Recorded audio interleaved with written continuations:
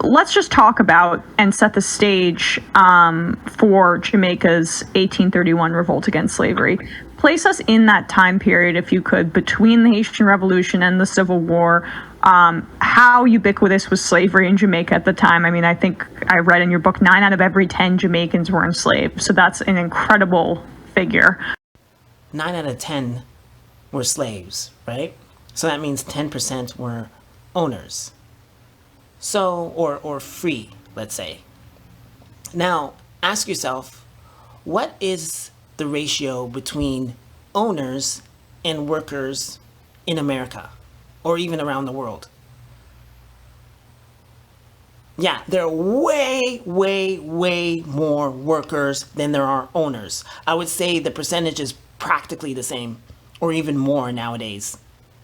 You understand? So when she says that it's 90% slaves, because slave is another word for worker or laborer, by the way. So 90% slaves and 10% were free, or mainly owners, right? Well, that's how it is now. Most people are workers. Very little people are owners. Very, very little people are owners. Most people are workers. And as I said before in one of my videos, it doesn't matter if you go to McDonald's or if you go to Amazon or, some other like high paying institution, let's say, you are bound to their rules. You are in bondage. You are enslaved. You can't do whatever you want. You think you could go to McDonald's and do whatever you want? Oh, I don't want to wear the uniform nowadays. I don't want to wear the uniform now. It's like, really? You're fired. Get out of here. You think you can go to Amazon and do whatever you want? Oh, I worked for an hour. Now I want to do my jumping jacks. I want to do my exercise. Or I want to take a 15-minute break. No, you can't do that. You have to go by their rules. So it's the same system.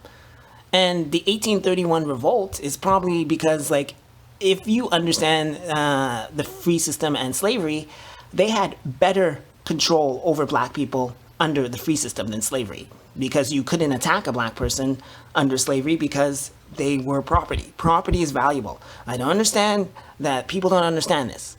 Because who goes around destroying their property, right? That doesn't make any sense whatsoever.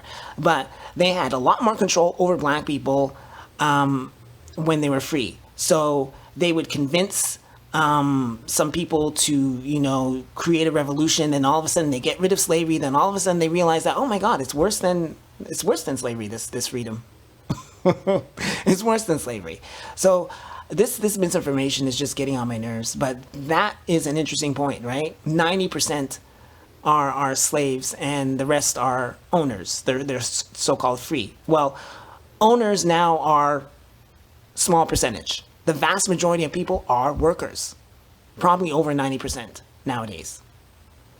But if you don't know that, if you don't understand that, that will fly over some people's head, and they'll be like, oh my God, like 90%, wow. But no, that's how it is now.